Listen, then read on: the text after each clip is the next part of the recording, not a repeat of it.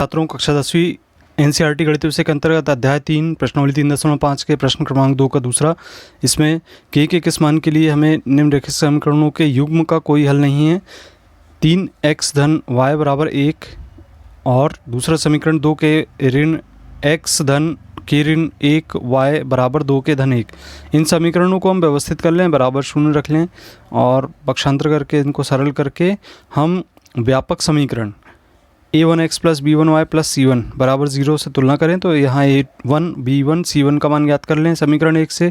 a1 का मान 3, b1 का मान 1 और c1 का मान ऋण 1। इसी प्रकार से a2 का मान 2 के ऋण 1 तथा b2 का मान के ऋण 1 और c2 अर्थात अचर पद 2 के धन 1 ऋण का चिन्ह लगाना है।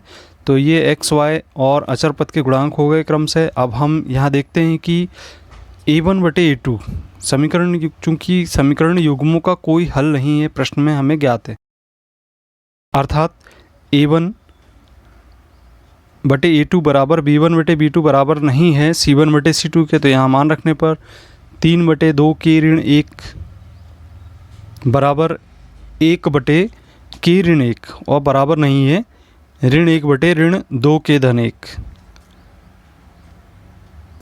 अब यहाँ पहले दो पदों की हम तुलना करेंगे।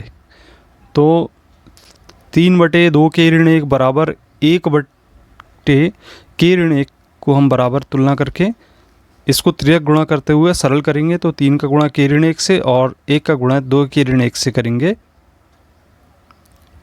कोष्टक हटाने पर 3 के ऋण 3 गुणा कर देंगे हम और 2 के ऋण 1।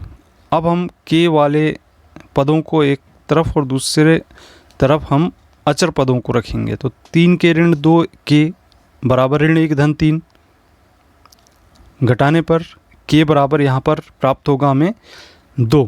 इस प्रकार से हम के का मान ज्ञात कर सकते हैं, जबकि निम्न रैखिक समीकरणों के युग्म का कोई हल नहीं है इस स्थिति में।